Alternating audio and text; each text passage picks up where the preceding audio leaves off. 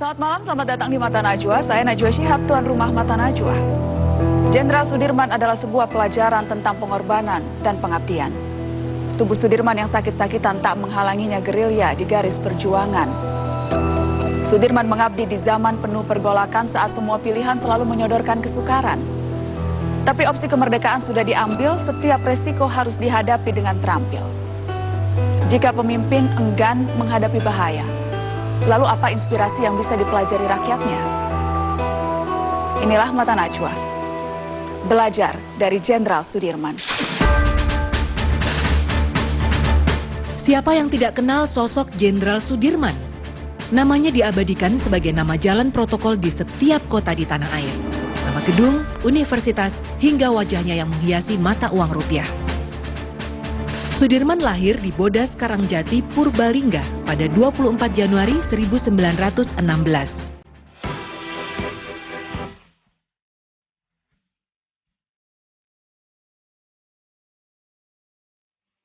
Sudirman bergabung dalam kemiliteran 3 tahun sebelum diangkat menjadi Panglima, tepatnya pada tahun 1942. Ia digembleng sebagai tentara pembela tanah air bentukan Jepang. Setelah Indonesia merdeka, Sudirman bergabung ke Badan Keamanan Rakyat dan menjadi Komandan BKR wilayah Banyumas. Pada 12 November 1945, di usianya yang masih 29 tahun, Jenderal Sudirman terpilih sebagai Panglima Angkatan Perang melalui pemungutan suara.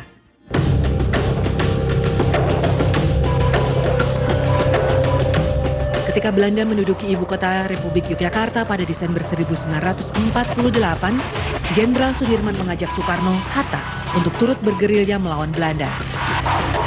Namun permintaan itu ditolak oleh Soekarno. Akhirnya Sudirman memimpin perang gerilya dengan hanya satu paru-paru karena menderita tuberkulosis. Dalam keadaan sakit, Panglima Besar harus menempuh jalan-jalan yang sukar dilalui, mendaki gunung dan keluar masuk hutan. 10 Juli 1949, setelah memimpin gerilya selama kurang lebih 7 bulan dan melalui jalan sepanjang kira-kira 1000 km, Panglima Besar Angkatan Perang, Jenderal Sudirman, kembali ke Yogyakarta.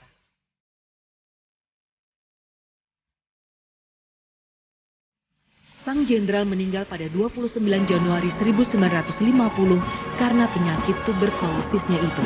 Penyakit yang merenggut nyawa Sudirman 1 bulan setelah Belanda mengakui kemerdekaan Indonesia di meja bundar.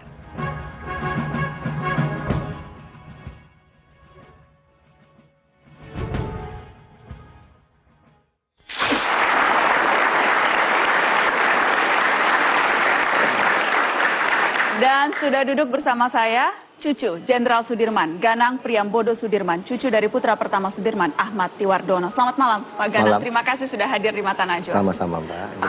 Tadi kita dengarkan. Siap. Sekelumit kisah Jenderal Sudirman. Ya. Legenda, ikon. Siap. Namanya ada di semua nama jalan di tanah air. Wajahnya ada di mata uang. Tetapi yang kita ingin tahu dari Anda, Pak Ganang, bagaimana sosoknya di mata keluarga? Seperti apa Jenderal Sudirman kesehariannya? Kalau menurut keluarga Eyang Putri, beliau adalah orang yang biasa, tapi bangga dengan kebiasaannya itu. Beliau merasa bukan siapa-siapa kalau tidak ada dukungan dari rakyat ini. Jadi sangat sederhanakah tingkah lakunya? Seperti apa? Bagaimana menggambarkan dari cerita-cerita yang Anda dapat? Sangat sederhananya bisa terlihat ketika, mohon maaf, beliau bahkan tidur di kasur empuk pun seperti kurang biasa. Suatu ketika Eyang Putri pernah bercerita kepada saya bahwa ketika malam pengantin Eyang Kakung dan Eyang Putri, Eyang Kakung hanya tidur sebentar di atas kasur, kemudian turun ke bawah. Ketika ditanya oleh Eyang Putri, "Loh Mas, ada apa kamu tidur?" "Aku tidak biasa tidur di atas kasur." Di malam pengantin? Di malam pengantinnya itu. Turun ke bawah? Turun ke bawah. Tidak biasa? Tidak biasa dengan kasur yang sangat empuk. Karena memang kebiasaannya itu dari mulai kecil, remaja, sampai dewasa seperti itu. Ya. Bagaimana dengan keluarga Eyang Kakung? Apa cerita yang Anda dapat dari Eyang Putri, dari istri Pak Dirman? Saya bertemu dengan Pak Sutioso pada waktu itu. Pak Sutioso menjabat sebagai gubernur, Pak Sutioso mempunyai ide gubernur pada waktu itu, setiap jalan-jalan di Jakarta ini yang ada nama pahlawannya, ada bentuk monumen pahlawannya. Kemudian karena beliau tahu bahwa saya sering membuat patung Sudirman kecil, saya ini seniman, Pak. Beliau minta supaya saya membuat patung Sudirman karena di jalan, kebetulan jalan protokol di Jakarta itu Sudirman yang paling besar. Maka saya buatlah itu, kemudian tapi itu sumbangan ya. Sumbangan dari kami kepada Pemda DKI. Kami tidak ambil dana sedikit pun dari Pemda DKI. Itu bentuk kebanggaan kami pada pemerintah.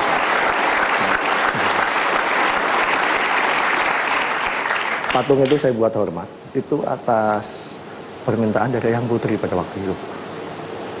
Jadi Eyang Putri yang spesifik meminta patung di Jakarta itu sedang hormat. Karena apa, Pak? Karena beliau memang ingin menghormati rakyat ini. Beliau tidak ingin dihormati siapapun. Beliau adalah seorang pemimpin yang dilahirkan sebagai pemimpin, tapi tidak diciptakan sebagai pemimpin. Itu kata Eyang Putri. Tidak ingin dihormati? Tidak ingin. Kisah-kisah keseharian. Ya. Kalau di foto-foto yang kita lihat, tampaknya sosok Jenderal Sudirman serius ya sekarang. Jarang tersenyum, orangnya tegas, galak kah? Ya. Suka seni, suka nyanyi, atau seperti apa? Sosok humaniskah Jenderal besar ini? Putri pernah bercerita bahwa beliau ini sangat suka menulis sajak. Menulis sajak? Syair, ya. Nah, kebetulan pada waktu beliau sakit kan juga ada di menulis sajak yang di Rumah Sakit Pantai Rapih, tapi sebenarnya banyak itu. Tapi pada waktu itu setelah ada agresi kedua itu, kemudian itu banyak dimusnahkan, jadi itu hilang. Sayang sekali hilang. Siap. Kami ada foto ketika Jenderal Sudirman menendang bola. Ya. Apakah memang seorang pemain bola? Pemain bola, betul. Jadi seorang pemain bola ya Jenderal Sudirman? Pemain bola, betul. Ya. Jago atau biasa-biasa? Kalau menurut Eyang Putri belum menikah pada waktu itu, tapi diceritakan cukup jago juga. Jago juga menggocek bola ya? Siap. Ya. Satu hal yang belum banyak diketahui orang. Siap. Kita kasih tepuk tangan, Jenderal Sudirman pemain bola. Mata Najwa juga memperoleh satu foto. Foto yang selama ini belum pernah dipublish sebelumnya. Kami mendapatkannya dari sejarawan Rusdi Hussein. Kita akan tunjukkan untuk Anda foto Sudirman muda. Pak Rusdi, terima kasih untuk foto ini. Seperti apa sosok Sudirman muda? Foto ini belum pernah dilihat oleh orang sebelumnya. Terima kasih kesempatannya. Sebelum beliau 29 tahun tentu saja. Jadi di zaman Jepang pada saat itu dia. Jadi usianya kira-kira berapa ini Pak Rusdi? Kira-kira 27. 27 tahun? 26, 27. Ya. Jadi peristiwa yang betul-betul merubah beliau sebelumnya sebagai seorang guru dan menjadi seorang yang berprofesi militer. Sangat berbeda tentu, tetapi faktanya demikian dia tidak bisa menentukan. Apa yang membuat akhirnya seorang guru Muhammadiyah waktu itu kemudian mau menjadi tentara? Ini satu pertanyaan yang bagus sekali. Sebab bukan hanya beliau, banyak sekali yang pada awalnya adalah orang yang berprofesi sipil. Tapi salah satu daripada dorongan itu adalah soal kepemimpinan, dan pada saat itu beliau adalah seorang pemimpin pemuda di daerahnya, sangat aktif, dan tentu saja di zaman Jepang beliau itu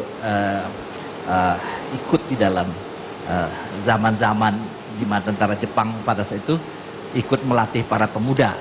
Tapi tentu saja tidak perlu dalam pelatihan paramiliter. Kenapa tidak pelatihan militer? Beliau berangkat pergi ke Bogor untuk ikut dalam pendidikan Tentara Pembela Tanah Air pada angkatan kedua. Oke, dan Anda memberikan kami dua foto supaya bisa ditunjukkan oleh pemirsa Mata Najwa. Kita bisa tunjukkan foto yang satu lagi. Ya, ini beliau sudah sebagai Danco waktu itu di Banyumas. Di Banyumas? Ya. Baik, terima kasih Pak Rusdi atas fotonya untuk Mata Najwa. Mas Ganang, apa selama ini miskonsepsi atau kesalahan persepsi yang sering disalah mengertikan oleh orang tentang Jenderal Sudirman? Adakah yang ingin diluruskan oleh keluarga? Saya ingin meluruskan sedikit ini, walaupun mungkin ada saudara saya yang tidak sependapat. Tapi Eyang Putri selalu mengatakan bahwa Eyang ini orang biasa, orang yang sangat punya banyak kelemahan. Selalu ditulis atau digambarkan bahwa beliau ini orang sakti, mempunyai jimat atau macam-macam. Banyak sekali cerita-cerita soal kesaktian Jenderal Sudirman. Ya. Dengan merica bisa menjatuhkan pesawat Belanda, dengan keris bisa membuat rumah atau kawasan tertentu tertutup sehingga tidak terlihat oleh Belanda. Eyang Putri selalu memprotes hal itu ketika beliau masih ada. Beliau tidak mau itu hal seperti itu karena beliau sebetulnya izin orang yang sangat beragama. Ya. Kemudian izin kalau boleh saya sampaikan, itu disampaikan Eyang Putri saya.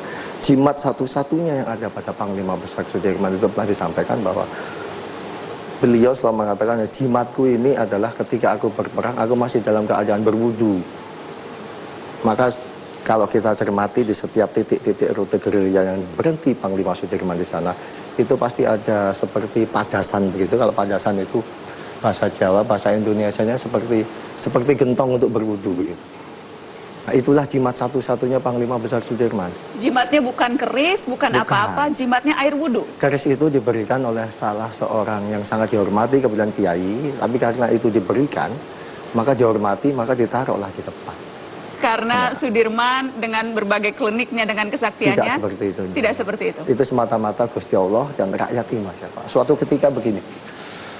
Diceritakan Sudirman pada Eyang Putri pada waktu itu, dan Eyang Putri juga dibenarkan Pak Suparjo pada waktu itu, bahwa Sudirman pasukan itu pernah mendapat 3 ekor ayam. Kemudian ayam itu kan harus dimasak.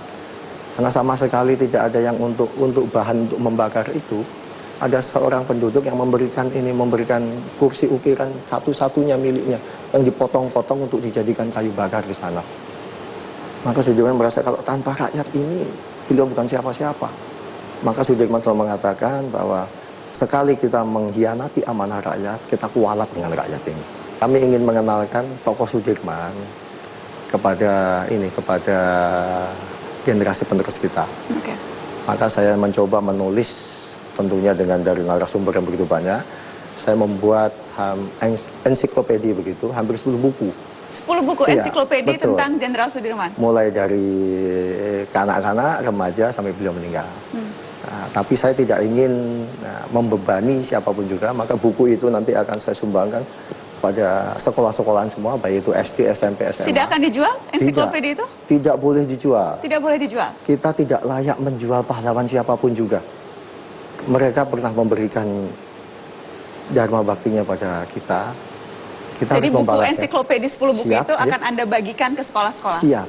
Agar murid-murid bisa membaca dan meneladani? Banyak yang saya peduli teman-teman saya. Boleh saya sampaikan contoh buku itu? Boleh. Bisa juga diperoleh Mata Najwa? Siap. Terima kasih banyak. Ini ensiklopedi yang ditulis. Sudah ada buku ini? Sudah. Sudah mulai dibagikan atau belum? Sebetulnya baru 5 Oktober nanti. 5 Oktober. Pastinya, tapi untuk Mata Najwa saya boleh lebih awal. Terima kasih banyak. Siap. Ensiklopedi biografi Jenderal Sudirman. Pak Dirman bukan orator seperti Bung Karno. Pak Dirman bicara sebagai seorang komandan.